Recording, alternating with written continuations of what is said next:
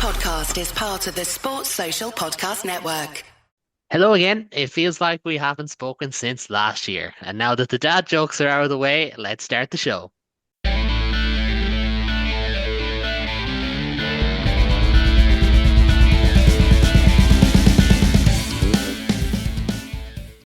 Hello and welcome to the latest episode of the Interpro Show, your home for all things Irish rugby from across the professional and amateur men's and women's game in Ireland.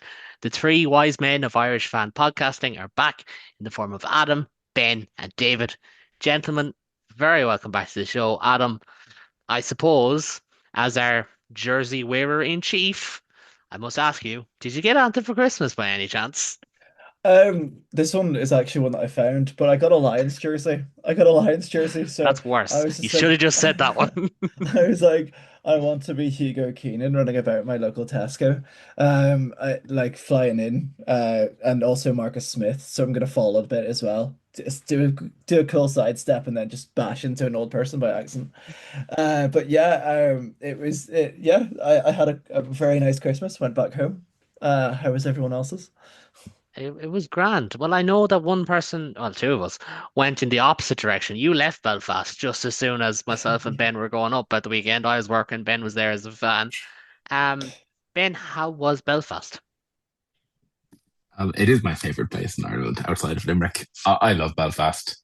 Result aside, like I said this to Adam on the way down, it's like it is legitimately my favorite stadium, my favorite place. I just wish we could win there for once, Uh, please. But we will well, get Munster's on to have a that, I'm good track sure. record. Happy New Munster Year and all had a that decent jazz. record there in the last few years, to be fair. I just remembered the lovely lasagna that we got somewhere, but we Oh, weren't paid to say this, so I recommended that lasagna, by the way. you did. You I did. So did. hat tip to Adam. And speaking of hats, David, I'm going to bring you in. You're the only one here who is watching his team on a winning run. So I am sure you had a lovely and blissful break from people at Christmas when you were watching the rugby. Oh, it was lovely. It was yeah, no, it was a very nice, relaxing time off. I do have a mildly sociopathic sister who's managed to convince both my family and her now in-laws that the Christmas swim is mandatory. So it was a cold Christmas, but shout out to Clontarf Baths, just for the Leinster note there. Very cold place to do that. But it was, yeah, no, it was a good Christmas. I didn't plan that. That is genuinely where I did the swim. So, but yeah, no, it was a good, it was a good one. And the winds were nice. I was sad I couldn't get down to Thomond for this one, but um, speaking of cold places, but no, no, it was a good holiday. Yeah, well, I still don't have the feeling in all 10 toes after Belfast at the weekend, so it's that kind of a Oh, couple of days. It's starting to Thomond clear was up. tropical compared to Belfast. Yeah, that's Yeah. that's that's the fear. But we are going to start with what I think is now everyone's favorite second team at the moment. A statement win in Belfast on Friday as Ulster crushed Munster 28-3 in the snowy conditions that we just mentioned. And Adam, like, what an unbelievable win for us. Like, imperfect. That first half was fairly dire. We mentioned this before we hit record, but a big statement win for Ulster at home. Hey, look, Cock did that really cool catch in the first half. I thought it went all right.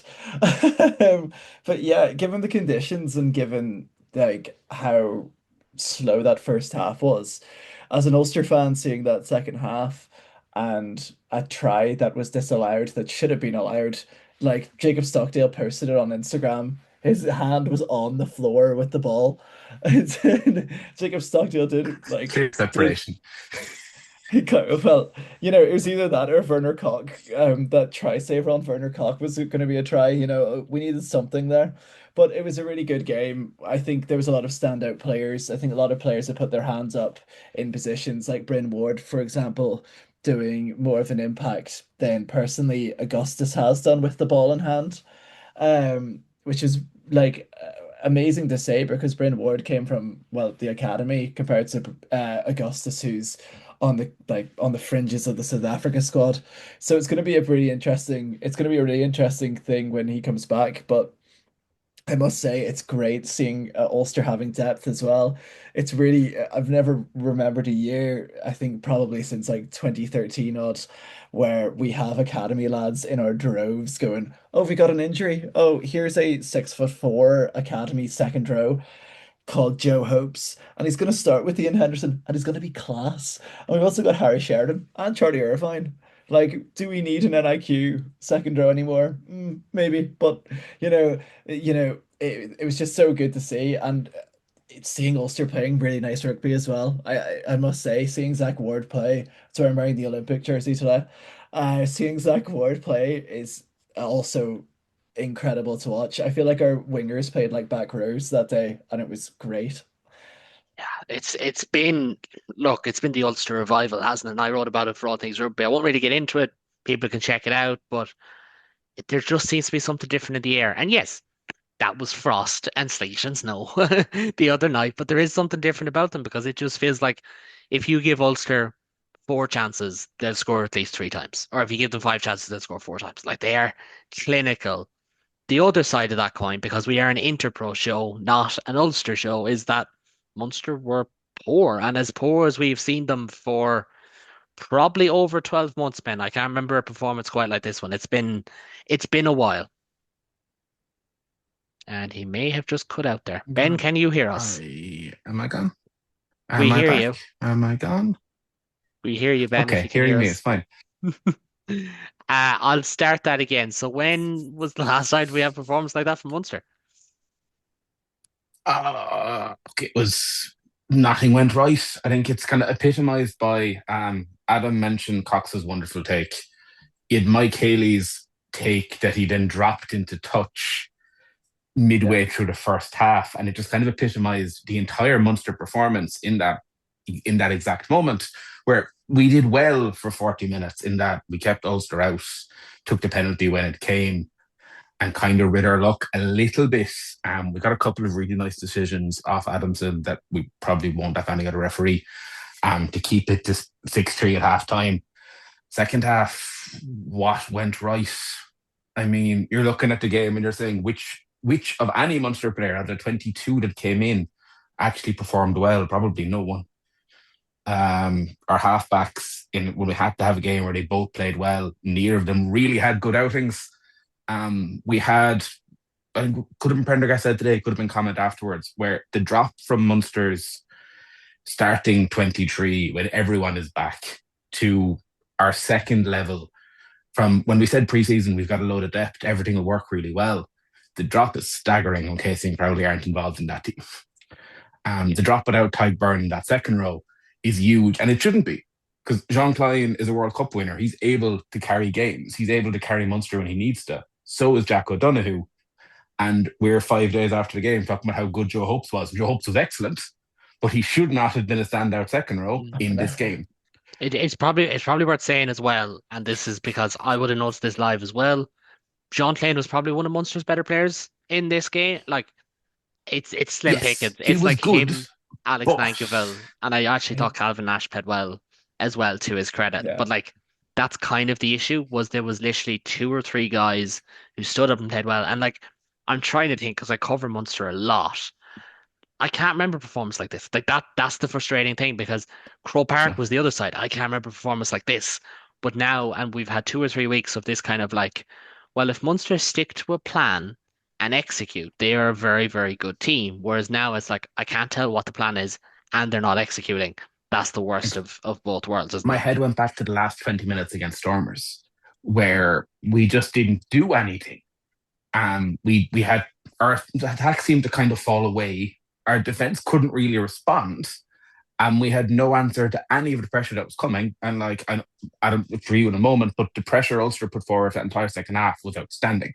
They got three, should have had 4 tries, probably could have had 5 tries. They tested out what is very good Munster defensive line speed, and Munster made their tackles when we needed to. But no point in the 80 minutes did we look like scoring a try. At no point in that game did we look like getting anything out of us.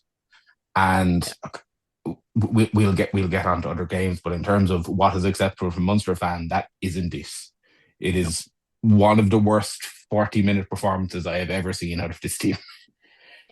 it wasn't great. 20 or over 200 tackles, but only 22 entries. Tells a story in and of itself because they did also miss like 30 tackles, so it's not exactly complete defensive no show or defensive show like last week was, and we'll get onto that a little bit later on. But David, we have to mention the Ward Bros, the new Bash Brothers, as Ben says hello to his dog, which is perfectly allowed, and we do allow all pets to be allowed on this show. Um, but David, like the Zach and Bryn Ward were absolutely excellent. We've known about Zach Ward for quite some time. Us four would have known about Bryn Ward from quite some time from watching the 20s, but not everyone would have.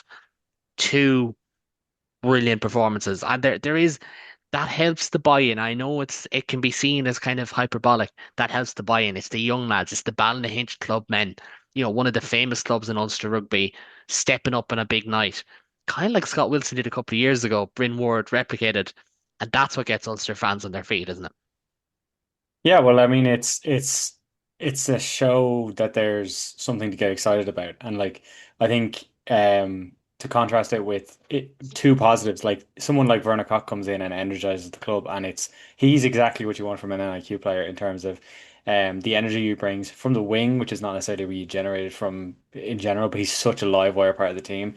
Bryn Ward is then kind of the ideal counterbalance to that, where he's a local boy coming up through the ranks, coming up through the under 20s, going up through local clubs, and showing there is life in Ulster rugby. It's not a case of we need to wait around for what comes, who doesn't make it in Leinster. We're making enough good players up here ourselves, and like Zach Ward was on such an upward trajectory going into this. There's already talk about him around the Six Nations.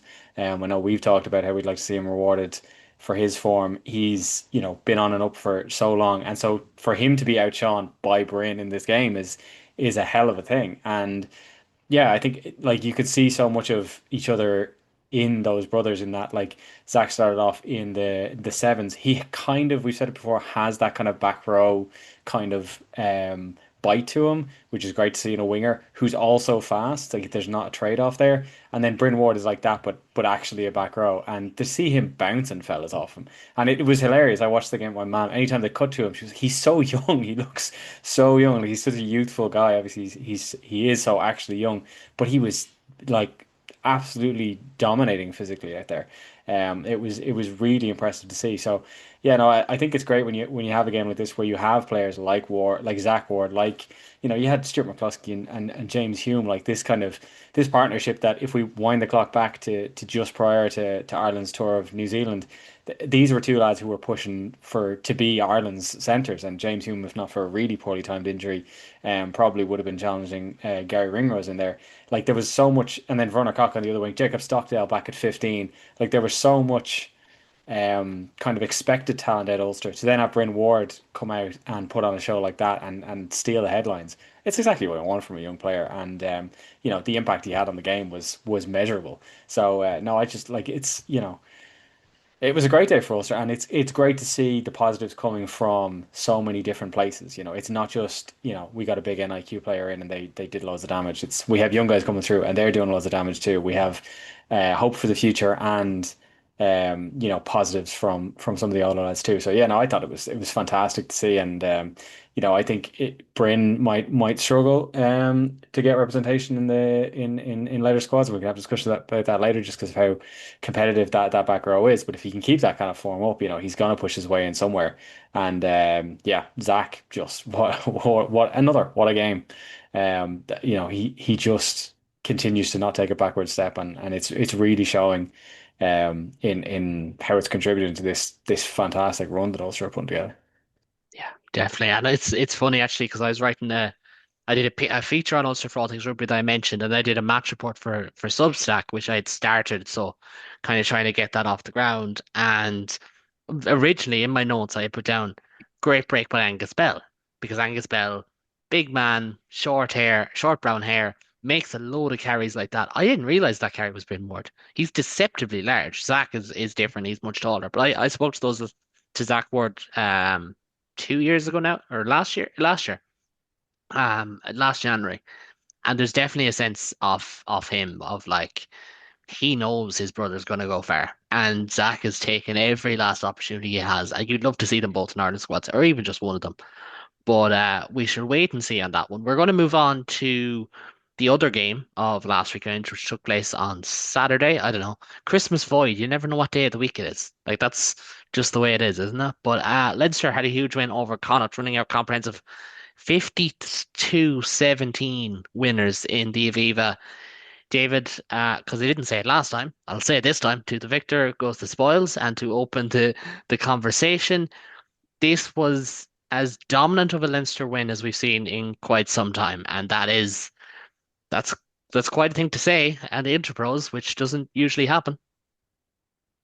Yeah, it was like definitely that final scoreline. Like, there's no real arguing with that. I do think it's important to kind of contextualize the win as well, in that it was a very dominant win. It was a very dominant second half. In a lot of ways, there's a similarity there between this match and the Ulster Munster game. In that first half, this was an incredibly closely balanced game. Leinster got a strong start with their two tries, but they kind of took the pedal off the gas there, and Connacht came roaring right back into it. And like, we were 5 minutes from half time and Connacht were in the lead. It was, at that point in that game, I was getting quite nervous watching it, not 100% sure, um, what Leinster were going to come out with. It was great to see that they kind of hung on at the end there, and I do think that there's always we call them championship minutes. There's a lot of psychological strength to get from having the final score, and for Sam Prendergast to go over in the corner there and just put Leinster back ahead. But again, just back ahead before the half time. I was expecting to come out and for it to be a similar second half. And it just wasn't the case. Connacht didn't come back out. They seemed to stay in the sheds, and Leinster really ran away with it. It's, I think, by the end of the game, I said this to you before, I think momentum does get behind a team and against a team, and I think, there was an element of heads going down, excuse me, on one side and heads going up on the other side, and by the end of it, Leinster were just kind of running away with. They left two tries out there that were just skill issues. Tommy O'Brien not catching a lovely crossfield kick from Gibson Park, and JJ Kenny not catching an offload from Hugh Cooney. So it could have been even worse. But yeah, no, I think it'll be a good one for the Leinster lads to have had this game, where even in the wins over the last this season, they haven't really felt very much flow. The attack has been a big source of concern. So I think this will have been a nice one for them to go out there. But equally, if you're on the Connacht side, it's just got to be incredibly frustrating, because to have a first half like that where it really seemed like Connacht had Leinster's number. They were very dominant around the breakdown. They were causing Leinster a lot of trouble. After those first two tries, Leinster had nothing their own way. Connacht were pinning them back. They were forcing errors, and then they were forcing stupidity, in the case of Joe McCarthy getting himself a yellow card for hands of the ruck. So Connacht seemed to be doing exactly the right thing and pushing all the right buttons, and then they just failed to keep it up for the second half, and that seems to have been a story of Connacht for this season. There's more dramatic fashion. I referenced the Cardiff game off air, where they scuppered a 21 point lead. I think there's going to be a source of frustration, and Stuart Lancaster is relatively new in the job, but we are getting to the point in the season where they're going to want to see some kind of solidity, because I think that's the biggest frustration from Connacht is this inability to maintain for 80 minutes. And while Yeah. I don't think they would have been expecting a victory out of this game, that kind of capitulation in the second half has just got to be really, really galling, because it just seems to be becoming a habit of Connacht at this stage.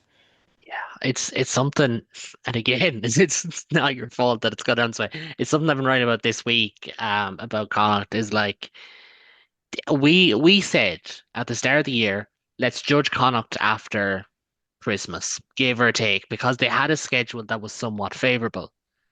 And now we're at Christmas, and yes, they've a lot of injuries. Like, they're more than likely either Tomas Farding or Albert Linder, both Academy nines. One of them is going to be on the bench at the weekend, because they're down a good few there. They're down a good few in the back three. They've injuries in the front row, and minute management to do. But at the same time, it's like, did the heads drop? Yeah. Well, was your leaders there? Well, Keane Prendergast was there, Bundy Aki was there, Finney Beedham was there. And you're kind of like, well, how much then do you put on coaching? Because Connacht, weirdly, I don't think Connacht look badly coached.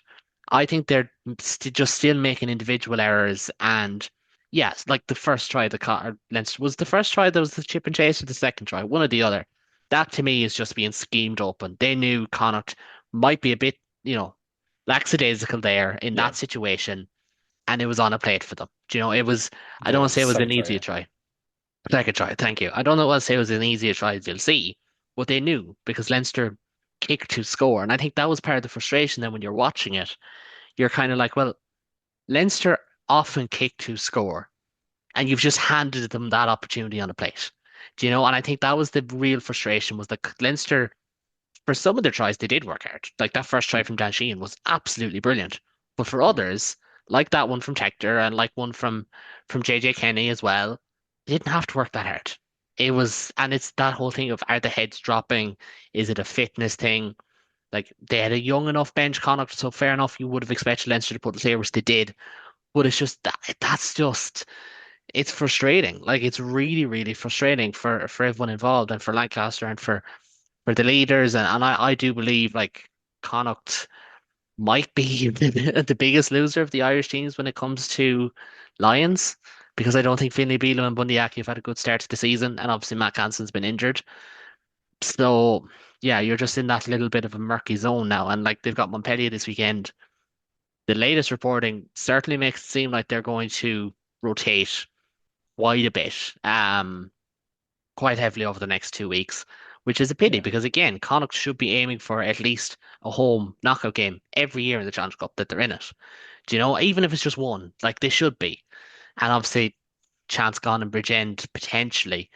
But Adam, I suppose one of the things about games like these, is that it always gets Ireland conversation going. Now, usually Ulster Munster games don't, but they did this time around, so it's only fair that we have a little bit of it for this one. Leinster, well, I suppose we could probably talk about him. He's not a bolter, but they did have Andrew Porter, a tight head. So maybe there's something there, maybe because Ireland's loose head stock isn't too bad. Yeah, Andrew Porter started as a tight head, didn't he? He It started as loose head, went back to tight head, then went Yeah, back to Yeah. loose he head. went voice back to Luke said, yeah, I was gonna say Andy Porter being a tight head, that's pretty interesting when it comes to the grand scheme of things and how our age profile in our tight head props that are international capped are you've got Bealham who's older than Furlong. They're both what mid to late 30s. And then after that, who else have you got? You've got O'Toole for Ulster. I think moving Porter to tight head makes sense, especially because of how well Paddy McCarthy is getting on and how his stock is rising as well. It makes sense to have Porter still be on the pitch in that tight head position. It'd be interesting to hear like see how that goes really, and it'd be interesting to see how the Ireland squad's picked because of that. Because then you also have Millen in Munster, as well. That's also performing quite well. Yeah, it's an interesting one for Ireland chat because Andy Farrell once put Cian Healy on at hooker. He wants a Leinster front row that can play anywhere, so might as well. And well, Tom Stewart played back row, so it's all part of Andy Farrell's plans of playing a forward pack full of front rows. Look, I'm in favor of an eight lock pack. I wouldn't say anything to a 8-4 or an eight prop pack as well if needs be, but it's certainly one to keep an eye on. Not the only one that played well. I don't think he's in the frame. I thought Charlie Hector had a good game. I think JJ Kenny Very is Texas. the flavor of the month at the moment, even though he's not in the European squad yet, so we don't have any reason to believe he will play this weekend until till I, that's confirmed. I find that mad how Leinster can just find really good players and be like, wasn't it Scott Penny that needed to wait 5 years to get a European cap? It was something mad Yeah. like that. It was like JJ Max Ke Egan might ages without a start in Europe as well, it's similarly. just But then I suppose the big difference is Leinster are top side, so it's easier to come into a top team and to oh, play well. Do you but know? JJ Kenny could probably walk into I'd say most of the provinces, maybe not Ulster in terms of our back three depth, and play quite I don't well know. out I of think them. wing is pretty decent. Like starting wise, like starting wing is a pretty good position in Ireland. But Yeah, definitely yeah, a very good depth option with the pace he yeah. has. Even in Leinster, like it took a bit of like I'm very glad it happened. And since his first game, like he's shown the right kind of intent and to play out there. And it's a bit of speed, which is something Leinster, like Ireland consequently, but Leinster have not always favoured in their back line. But like, this is a situation that required kind of James Lowe, obviously, with the Lions. Hugo Keenan is injured. Jimmy O'Brien had injuries. Jordan Larmer is now injured. We did kind of have to go pretty deep to force this situation, but it is great then when you are in a situation like that to go, oh hello, this is a good player. I would like to see him get registered for Europe. I don't know with some of the injuries, like unless we get people back, I think you can make a strong argument for it. I think we can bring in like five players. So. Yeah, it'd be nice to see. Under different circumstances, I'd be calling for all kinds of crazy things. I think in terms of left wing, there's already a pretty strong option coming out of Ulster, who I think will be the most likely one to take that option at a higher level. But yeah, even just to see Kenny push on, and I think it's a nice one because he's like the last out of the sevens program as well. Like that's where he came Yeah. from. So to see someone from there land on their feet is nice, and to see that there was still a home for someone like that in Irish rugby was good, because he is the kind of like not dissimilar from Ward. I obviously hasn't put anywhere near the same body of work together, but like he's fast, he's strong, he's abrasive, he likes carrying into contact. I even appreciated for his try that he had the instinct, and this is something I've really admired about Ulster's wingers, is that when there's space they run into it. I think there's an instinct, particularly like I don't want to brag on James Lowe. He is literally my favorite player. I have a blanket with his face on it, but he's not a fast man, so he doesn't go for those kind of speeds. He's more likely to carry into someone and offload. Whereas I think Ward and Kenny and Werner Koch are fast enough that if they see space, they just sprint into it and go, Yeah. maybe I can get through. And if I don't, I'll carry hard. But if maybe I can, and Kenny did that for his try, and he did get around. The Connacht player didn't come hard enough. He could have pinned him to the touchline, but he didn't come fast enough, and Kenny just kind of slipped around him. And Yeah. it's that kind of Well, intent that has made Ulster it, so exciting, because anytime there is a gap, you're like, well, they're gonna go through it if there's a gap there. yeah. So I think if we could The, have some of that speed and intent, yeah. sorry, matriculate That's up to okay. Ireland, that'd be great, because that'd be Oh something yeah. we've not really felt. They're both seven space players as well. Like Werner Koch won Player of the Year. It was Unbelievable. years ago now, but like he also won a bronze medal in the Olympics for sevens. Like it's so good seeing how, and it's such a waste. I think I spoke about it on the United Rugby podcast this week about how Ireland's sevens program has provided some of like the most finest like athletes, like rugby players, but they're also athletes in the game as well, and the likes of Kenny coming through, Zach Ward coming through, and when I think about it, like in previous times, especially for Ulster, like you had Timony, you had Balakoon and Timony Izuchukwu. Balakoon, yeah, Balakoon and Izuchukwu. You just have to look at those guys and be like, there still needs to be that sevens, and I know that sevens probably doesn't have the money in it anymore that it used to, and that's Mm. probably why everyone's flying out of it, but it's the beauty of the sevens game of how we have these explosive players coming out of like not relatively nowhere. They were known, but the likes of Zach Ward a couple of years ago was playing back row for Ballymahoney. No one had him on anyone's radar playing for Ulster, even for Ireland a couple of years ago. The sevens program brought him in, taught him how to like run hard, run quick with the ball, and tackle whatever he can. And then now he's in the Ireland contention. It's one of those other pathways that the players used to have, which is now closed off.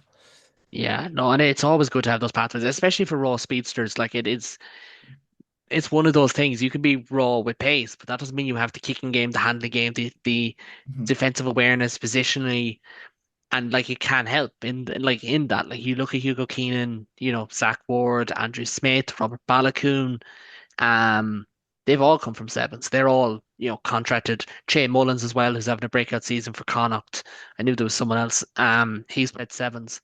So like it's potentially something there. But gentlemen, we are at the halfway point of the show. So just before we move on to the games from a week ago, and if you think the lads' memories are spotty right now, imagine what it's going to be like when we discuss the games from round eight of the URC. But before I move on, I'd just like to remind everyone to subscribe to get all the latest content on the Global Game Line channel. Not only do you have us, you got the United Rugby Rewind featuring Adam amongst other great shows, great shows, I should say.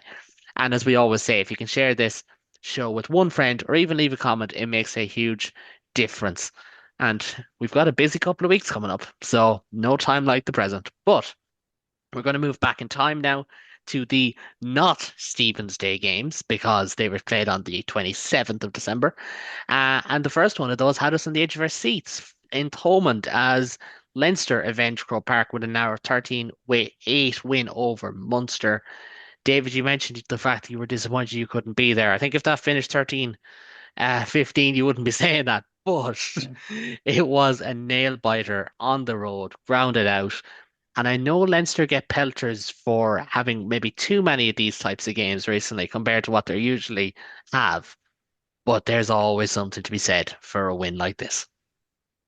Oh yeah, I mean like when it's done. In the moment I was like, oh, I take such a big win right now. I would take such a big win. But no, it's great. Like these are like tight arm wrestles. And it was a tight arm wrestle between, two proper teams as well. I know it's a running thing now that we didn't have Sam Prendergast this year. Munster didn't have Jack Curley last year. But like outside of that, these were two pretty fully stacked teams. I was down in Thomond in 2019, I believe, when the scoreline was something around, I think it was 13-3. But those were two massively rotated teams, and it was a real grunge match of one for the purists, I think they would have called that game. This one was just hardcore, and it was like for a game where there weren't that many scores, it came fast and heavy. Like it was yeah, I think it'll stand to Leinster that they managed to grind this one out because like Munster they had more possession, they had more I think they had more territory. Like it was they had to fight for it. They had to fight for it a lot and they didn't make things overly easy for themselves. Um and they had this sting from Croke Park. Like it's easy to forget that's the last match that Leinster had lost before going into this one. Like it was kind of the bookend, and I think there was genuine fear going into this game. Like there hasn't been going into this fixture in the past. And when it came down to it, one try apiece, 8 points to 13. It was Harry Byrne's boot really was the only difference, and I think it's like. It wasn't a breeze and it did nothing for my heart health, but it's the kind of thing you want from a Christmas Interpro as a neutral, yeah, it was a proper Interpro. It was an arm wrestle, and look, all I'll say is I'm really glad we came out on top because yeah, like the psychological damage of Crow Park loomed large for this one, and I think it'll stand to Leinster hopefully going forward that they managed to grind a win out of this one. Yeah, Um, yeah, definitely. And like there was a lot said afterwards about like, oh, this was a rotated Leinster and Leinster weren't at their best and all this, but that doesn't matter. Like those same things were applied to Munster. Munster had injuries, Munster weren't at their best, but two sides who went at it and it was a proper contest. And like Munster will yeah, be saying we fell 7-0 behind early on and we didn't get that back. That was what lost in the game. The flip side of that is Munster went 7-0 behind in Croke Park, and because they dictated the next 70 minutes of that game, they did get it back. And that's the yeah, kind of, context you have to have. And I think that's what made this game fascinating was yeah, it was a defensive fight. And it was like incredibly physical without I think a lot of Interpros can feel dirty. This one didn't. This one just yeah. felt like a proper physical encounter. But neither side were at their best, but still it meant a lot. And like, Yeah. that whole half debate, non-debate, non-talking point about like Munster shouldn't have celebrated that win in Croke Park. Leinster celebrated this one. And both teams were Oh in the yeah. right for doing so because I think they I matter. yeah. I think that anyone who says that Munster shouldn't celebrate that one Croke Park is off their rocker. Like that was such a like I was gutted because I was there, but like it was what a win. Like that's even in the context of an evenly balanced rivalry, which is becoming. That was a phenomenal win, and it was playing beautiful rugby and the Coughlin intercept and the chip over the top for Tom Farrell. Like it was a gorgeous game if you weren't a Leinster supporter. So like I think that was completely fair. This was more hard fought. I'd also like. I know it's obviously not coming from you, it's coming from other people. I would 100% push back on the idea that this was in any way a Leinster rotated squad. We had injuries, but every team has injuries. That's the nature of rugby. I looked through our team sheet because I wanted to make sure. I'm pretty sure, with maybe the exception of Max Deegan, every single player in that squad has started an international. I think Deegan might have as well. Like they're Deegan all definitely has. Surely Yeah, these he are has. all these are he, all he definitely has. starting Ireland or all black internationals. Like the one player who isn't a starting Ireland international has 80 caps for the All Blacks. So like I don't think there's any reasonable argument that this wasn't an incredibly strong Leinster team. It was the strongest team they could put out, allowing for injuries and forced rotation. So like yeah, no, I think that this was as strong as Leinster could go, and it just about did it. And I think that's got to be even for Munster, who I'm sure will be absolutely gutted, particularly to have been on attack at the end there. The fact that Leinster at their best were still only just about able to scrape by. I mean, like it's still very much alive, and I think the next time these two go head to head, it's going to be a hell of an encounter. Yeah, and we mentioned like with Leinster that kind of to and fro and how a lot of games you can't really discuss, like the Connacht game last time out. There's not really much to take from it. But and like it's a little bit frivolous when it comes to Leinster at the best of times. But David, is this one of the most important wins of Leinster's last while? Like I even try and think back, like yes, they won a URC, don't get me wrong. Important. They got that trophy. Oh yeah. You take that out, you're probably going back to the hammering of Toulouse, maybe in 23, like the last like proper big win that Leinster had where everyone was like, right, this is important for the mindset. Or is that me just being too far back, too far removed and not seeing other games? Was it Toulouse we hammered, or was it La Rochelle? You We hammered hammered her? Toulouse in 23 semi-final. But you did Oh beat yeah. Toulouse, you did beat Larson in the 24 quarterfinal, which I think I'd is s- probably a good one, I would say actually. that yeah, the La Rochelle one was the pop to mind. See, the weird thing to remember is that despite the fact that Toulouse win Champions Cups for fun, there was a certain period of time where Leinster didn't weren't we weren't afraid of them in the Champions Cup. We kept getting them in Mhm. quarterfinals and hockey in them. It didn't really make a lot of sense, but we did. We'd then go on to lose, but that was besides the point. No, I'd say yeah, going back that La Rochelle quarterfinal. Where that was probably the best game we played in God knows how long. But yeah, this has to be up there, and it's there was so much on the line. Like it was such a rocky start to Leinster season, and I think in the totality of it, depending on how the rest of the season goes, it might be easy to forget. Like Leinster lost two games at the start. They were the two away South Africa games, which we've lost a lot before, so that's not completely unprecedented. We then lost an Interpro against a very good Munster side if that happens mid-season. If those three games were broken up over the course of the season, it wouldn't have been that bad. But they were three of the first four games, so it Mhm. felt catastrophic. Um, I think Leinster are on their way to righting the ship, and I think we'll hope that they can continue to play the kind of rugby they played against Connacht, although they probably won't get that much rope against many other teams.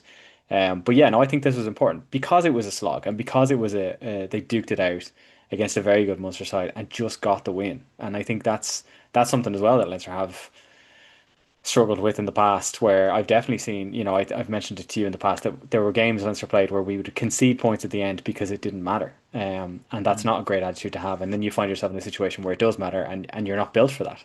So I think these are the kind of games that Leinster and pundits have been calling out for Leinster to have for a long time, where they have to dig in and they have to fight and they have to hold on right to the very end. So yeah, no, I think this is a for Leinster anyway, it's a statement victory. On the flip side, I don't think it's a statement loss for Munster. I think it's a tough game that they came up just short of, but I don't think this is a hammer blow to them in any way, shape, or form. But I do think it was a very important win for Leinster, which it's nice to have that flipped for once as well, in that this was a much more Mhm. important game for Leinster than it was for Munster. Yeah, definitely. And I think that's really interesting because it's so easy. Like, if Connacht are an enigma in terms of how they play, Munster are an enigma and how they're covered. Munster can never do anything right. Like, no matter what they do, it's always wrong. There's always that sense, like, kind of like, the Munster Man United comparisons. Like, Munster could win 10 games in a row, they'd be doing it wrong, and like, Leinster get that to a certain degree at times, but not to the same level. But I think this is really important because this game, this game just after on the 27th, not on Stevens's. I'm trying to refrain myself. It's not Stevens's, or Boxing Day if you're so inclined, but Stevens's Day. This was a test of Munster and their top end and where that was at, and they weren't at their best. I think they were 6, 7 out of 10 on the day, and they went toe to toe with Leinster, and they probably would have deserved more than just a point out of it. And I think that's good. It's the fact that for so long, Munster's, you know, they've had these drop off games like we saw last week in Ravenhill. Now I've never seen anything quite as bad as that one in a long time, but they just no showed. And we've seen those games. We've seen that like they had Glasgow beaten last year and didn't get over the line. They had a complete non-game against Cardiff. They had a horrible South African tour last year. Munster's top end is still decent, and we'll get onto that a little bit later because they do play Toulon this weekend. It's going to be so difficult. Toulon are one of the best teams in Europe, like genuinely top six in my opinion. I don't think Munster are there. But if you're asking about like, is the gap getting narrower? Are Munster closer to that top four in Europe? Questions like that. I think you can be positive.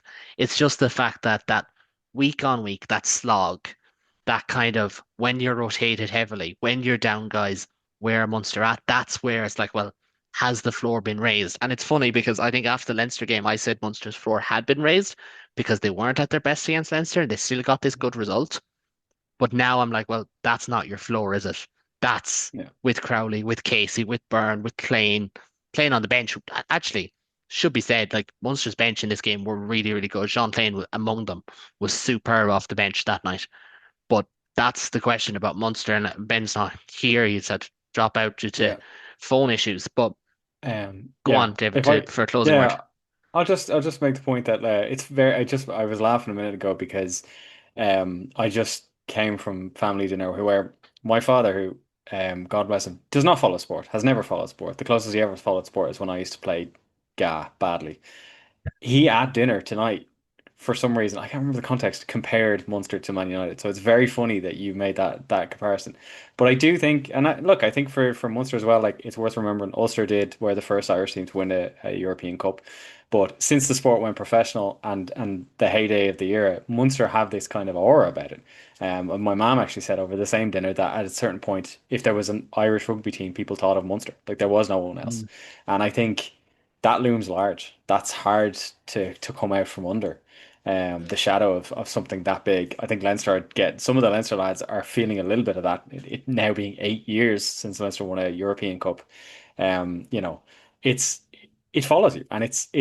I mean, It's it's the it's a upside. pressure. It's the It's a upside and privilege the pressure, isn't it? Like yeah, that's it is the it's for privilege pleasure. both. And like I actually in a way I used to play for a Dublin GA club called St. Vincent's. Very similar. It's a big club. It's a club with a lot of history and a lot of money as well. And at under 14s level, we had coaches who refused to pick players who weren't the best players because they had to win every game. Like it was that kind of mentality where we are winners, so we have to win. And yeah, it's a struggle. It's hard, and it's tough if you're like it's whatever if you're Peter O'Mahony or you're Keith Earls and you kind of have been around for both. But if you're an Ethan Coughlin or even a Jack Crowley, you're like, well, this is my year. Like this isn't about Paul O'Connell. This isn't about you know Claw, or it isn't about those lads. It's about what I'm doing now. And so I think this Munster team with that, particularly with the URC win, have done a bit to kind of get away from that. But yeah, no, it's the weight of past success can weigh on a team for a long time. And Craig Casey spoke well about not necessarily that, but that kind of like again privilege pressure. Like they did not. They said it publicly. They said it privately. They did not perform in that. That's not good enough. That you can't do that. This is Munster. This is European Cup. They have a huge traveling sport. He went as far as to say like the most Irish way of phrasing it. If you're not Irish, he went, "I'm sorry," but he was like, "I'm sorry, but this is the best support in the world, and we have to do better." And that is part of the pressure for Leinster. It's like, well, I'm sorry we keep getting to finals but not winning. But finals are tough, do you know? And yeah. it's everyone's under their own pressure. But Adam is actually going to combust if I don't let him speak. This So go this is on. so this is when we get into the Munster, Manchester United, Leinster City, and Ulster are Nottingham Forest. We No, won in and we won Forest are in the losing to we West Ham as we speak. maybe we are the Spurs then. Maybe we will win the Europa League equivalent, the Challenge Cup in Spain. But yeah, I was gonna say because of the 1900, like we won a European Cup in the 1900s. So To be that's the fair, closest. 1999, like, and as David is the only one who experienced the 1990s, at What was 1999 the as the 90s like? 1900s, it's harsh. Thanks. But we've Well, got one more game to cover before we move on to previews, and I do want to do a little bit on previews as opposed to the usual. Sorry, lads, we're out of time. But to the Dexcom, as 20 minutes of excellence was enough for Ulster to pip Connacht 29-24 in an absolute humdinger. And Adam, I remember saying this at the time, and I wrote it down on the notes here. Ulster kind of brought a gun to a knife fight in this game. They were just like, "Do you know what? We're just going to turn it on. Oh, it's over. Grand. We'll have one foot on the bus." That's kind of what happened here. And like that's impressive in its own right. I'm conscious like Ulster go under the radar a lot, so a lot of things can seem like false praise. But this was like that's kind of what champions do. In, out. yeah, They could have lost it, don't get me wrong, but that's Interpros. yeah, I think when I was sort of sitting back and watching this game, and the first thought was, "Oh, Connacht have scored. That's not great." Like as an Ulster fan watching Ulster v Connacht over the years, it has become such a beautiful rivalry where you actually feel like the players don't like each other. Like Bundyaki punching James Hume on the floor and sort of grappling with Stuart McCluskey. Like you think like, oh, there's a bit of oomph to this, there's a bit of like taste of this. But Zach Ward, like scoring two tries in 6 minutes is a bit of it. Like I was just like, oh right, okay, we're starting now, and then straight away in the second half, well not straight away, but Zach Ward, no not Zach Ward, Werner Koch, scoring a try after that. Um, it's just mental how much I can talk about these wingers. I can talk about them all day if I could. But yeah, Jack Murphy as well. Yes, if we talk about Ulster going under the radar, Jack Murphy is fairly going under the radar in terms of how the Irish media portray the next 10. You've got three tens in Ireland at the minute that the Irish journalists talk about. Harry Byrne, Jack Crowley, Sam Prendergast. But there's a guy in the background slowly doing his work, slowly doing his homework, and he's doing it really well. I think Jack Murphy is um showing really good progress this year, and he's showing how much of a commander he is in that back line, and he showed it in this game, not necessarily for the deliberate knock on. I made my thoughts known on deliberate knock ons when Jimmy O'Brien got yellow carded a couple of weeks ago. When he sort of did that, it was sort of the same thing. So when the comments say like, oh, Adam only pokes at Leinster players, I will say, like, deliberate knock-ons are stupid, fundamentally stupid. Like, as a professional player, you know you're not going to get the intercept. Try and get two hands to it. But Jack Murphy is class. So, I'm just going to bet that and saying that. But there's an interesting one from Connacht's perspective as well. Like, I felt like they were in the game, but as you said, Ulster sort of ramped up the points and then just sort of stood back and went, well, we've won now. The penalty towards the end was a nice way to take away 90 seconds essentially. It was like the most 90-second penalty you'll ever take. I think Jack Murphy might have kicked it on like the fifth second on the shot clock, which is such an NBA term. I hate it. But but yeah, I thought it was a very good game. I think Ulster having two wins out of these Interpros, putting a good game against Leinster as an Ulster fan, considering last year how poorly we did in the Interpros, we're almost racking up Connacht levels this year in terms of the Interpros that we are on. So the progress that we've made, the players that we have, the fact that we've got Angus Bell coming off the bench as well also helps a lot as well. It was just so nice to see. I just I need to ask you a question there, Adam. You said Connacht levels of Interpros because my next point was going to be about how Connacht have lost 10 or 11 Interpros in a row. I that's what I assume you mean mean. As in, Leinster. no, Connacht level of Interpros, Oh, okay, sorry. as in how poor they've been, and it's like it's interesting to see because for Connacht's sake, and we spoke about this on the United Rugby Championship, their star players aren't performing. Mm. Bundy Aki would have a couple of years ago, he would have started a fight against Ulster, and that would have riled him up, whereas he couldn't really back up his oomph. Like he was there in spirit, but he couldn't really back up his oomph. It was really bizarre to see. But yeah, I feel like, and also Jack Carty was there on the pitch as well, and I thought it's one of those Mandela effects where I thought I swear he retired or moved 3 or 4 years ago. I swear it was like That Japan. that that one may be on you. In Yeah, in I think fairness, that one may be on you.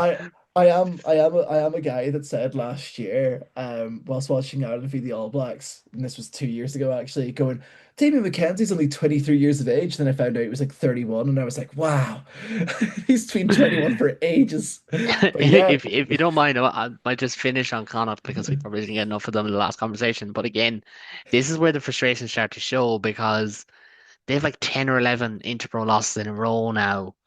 Their 2025 was like 9 wins to 22 games, which isn't too bad. But then you realize they beat Black Lion, Benetton twice, Zebra once, Cardiff three times. Do you know, like they're not like staple wins, and I think that's the real frustration. And this game as well, they go 10-0 up.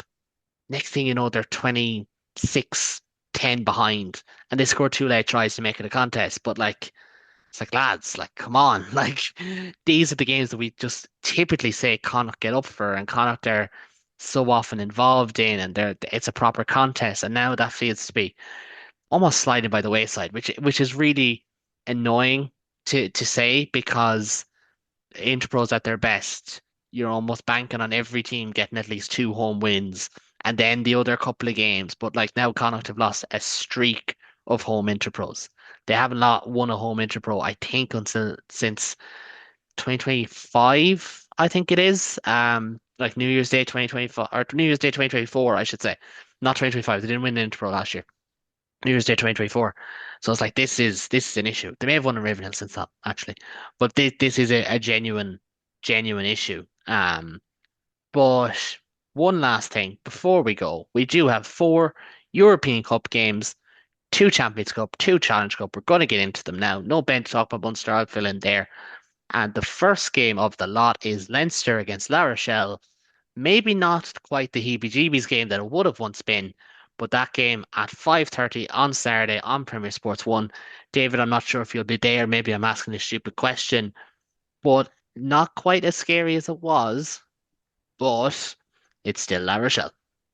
Oh yeah, it's still, I mean, like it's for Leinster anyway, this game has probably taken on kind of Interpro levels of rivalry because it's just been so many times now. And La Rochelle, even though Leinster have started to win more in recent years, La Rochelle have still always got the last laugh and that their wins have been the consequential ones. So I think from a psychological point of view, it's always going to be an important game. As long as Ron O'Gara is still in charge of La Rochelle, there's always going to be that aspect of it too. And then just from a pure practical point of view, there's only four pool games in Europe. Leinster have made it a point that they want to prioritize Europe. Leo Cullen has never been shy about saying that. And it's almost impressive considering how much it keeps backfiring. But this is Leicester's bit. They want Europe. They want it again, and they're going to keep going after it until it's gotten. So yeah, for emotional reasons, it's always going to be a bit of a harken back to Steve Staunton that we were talking about before. It's a bit of a banana skin, but it can be a bit of a banana skin. Leinster have not been super consistent this season, so they'll want to be as good as they can be for this one. And then from a points point of view, they'll be looking at this and go, we need 4 points and we want five.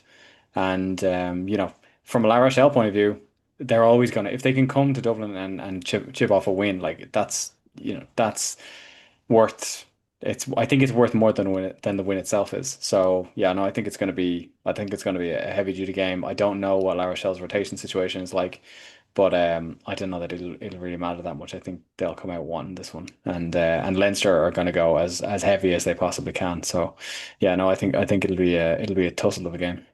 Yeah, it tees up. It's a weird weekend insofar as we almost have a dud list of Saturday games, including both 8 o'clock games being between winless teams. Like two 8 o'clock games, all four teams are winless. But this one will be fun. La Rochelle should be locked and loaded. That brings us on to Sunday at 1 o'clock. Three provinces playing on a Sunday, which is pretty rare. Um, I actually have Sunday marked in my calendar. Months ago, I marked it in my calendar as Big Rugby Day, it is a big rugby day. and You it's got not the day Saracens that Leinster are Toulouse. playing, but it is the Big Rugby You Day. got Saracens Toulouse and Bordeaux against Northampton. But actually, Bordeaux sold that game out again. It's insane how many sellouts. La Rochelle are another one of those Unreal. teams. We may have that discussion about Irish grounds at some stage. But Toulon against Munster in the Mail, 1 p.m. on Premier Sports as well on Sunday. This is such a weird one because even though what happened to Munster last weekend, you wouldn't be surprised if Munster won. But at the same time, you also wouldn't be surprised if Munster lose this by 15 points again because Toulon are of that level of bats. And it's hard to know if Munster are quite there yet because, like this is a Toulon team and people may, because they were once kingpins who couldn't be stopped. They should have beaten Toulouse last year in the quarterfinal. I think I mentioned that before on this show.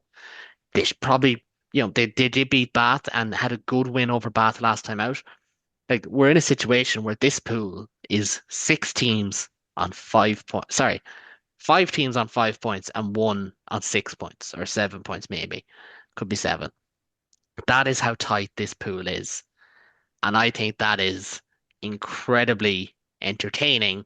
But as someone who wants Munster to do well, and will be over in Toulon because I'm trying to do more French trips, and I love the idea of French rugby games and all that. Incredibly scary. It's incredibly scary. Like this pool could go either way. Also in the southeast of France at the exact same time, It's not actually that far from Toulon to Montpellier. But Connacht are there and they take on Montpellier. This one, yeah, banana skin again, potentially, David, but this is going to be a tricky one for Connacht. They're down a lot of players. There's been talks of minute management. We're probably going to see a couple of academy players involved, probably too many because Montpellier will go strong because they're at home here and they're a team who's got a good identity in this competition. So you would imagine Montpellier will win that, and that may be the end of Connacht's hopes of a home round of 16 tie, unfortunately, ahead of their round 4 game against Montauban at the Dexcom. And the final game, also on Sunday, 3:15, only on EPCR TV. It's a sellout crowd in Amsterdam. It's the Cheetahs against Ulster, and no better man to talk about Ulster playing in Amsterdam than our guy Adam. I don't know what that's supposed to be, but anyway, I feel It's like not supposed to mean what people may think it means. It's the fact that you're a little bit rugby hipster vibes. That's all. I just love windmills and tulips. I That is not what I was thinking. and Van Gogh. I love a man that takes off his ear for painting. Anyway, Could you not just say Johan Cruyff? Like, come on. That's dedication. Rude Tullet. Anyway, yeah, I feel like this is a game that I was gonna go to, and I was dead set on going to if it was a Saturday. But the Challenge Cup Premier Sports, well, it isn't even Premier Sports. Gods have told us no. You've to It's gonna pay be for on the privilege yet again. yeah, I'm gonna have to like watch it on some type of stream a nice stream. I'm gonna try and FaceTime somebody in the crowd in the Netherlands and point at the screen going, "What's the referee saying now?" Anyway, yeah, I think there's no instance where I don't see Ulster coming away with a bonus point win. I think the Cheetahs um coming over to do the Challenge Cup is really good. I feel like they're testing the waters almost with the Dutch professional team. And I feel like 5,000 supporters, rugby supporters, or people that don't even really necessarily know the game, being in Amsterdam, like actually going to a game and a sellout and having a quality team like Ulster and also the quality heritage that the Toyota Cheetahs have in general in the Super Rugby Pro 14 kind of, but in the Currie Cup in general, I feel like it's going to be quite a nice way to introduce the game to loads of people in the Netherlands. But I do think Ulster are going to win. I think we're going to be heavily rotated. I don't see us not being heavily rotated, to be honest with you. There's a couple of games now coming up where I can think there's no there's no sort of rest for like no resting at the minute. Like I always feel like our team at the minute is okay, we've got a couple of players like a core squad, you can probably name them, and we just got to chop and change from there. I feel like this game against the Cheetahs, we're going to go a bit of a change. I'd see probably the likes of Flannery starting at 10, Connor McKee starting at 9, but I still think we're going to get 4 tries. I still feel like we can walk over the Cheetahs, and they haven't played a competitive game since the last Challenge Cup. Before that, it would have been the Currie Cup in August. So, you know, I'd say bonus point win for Ulster. Yeah, that should be the aim. And Ulster can still top their pool and maybe have a Yeah. home run to a final because they'll have that game against Stade Francais in round 4 in the Affidavit Stadium. But, gentlemen, we will leave it at that. As I said, if you do miss Ben's tones, that's because he has had to drop out of the call. But David, Adam, and Ben, thank you very, very much. We'll be back next week. We will recap all the round 3 action, and we'll also have potentially some Ireland news to discuss, depending on when that Six Nations squad gets announced. Remember, you can follow us on socials as well at the Interpro Show. We'll have our weekly predictions on there, where at the moment there's a 3-way tie for the lead in our predictions standings. We haven't got a prize yet, but we'll see. We may do a prize. Adam's only one behind us as well. So in second place / fourth place, depending on what way you do it. But thank you very much, gentlemen. Thank you to everyone for listening. Remember, if you do like us here, please do subscribe. But for me and all the lads, until next time, Slán agus Connacht.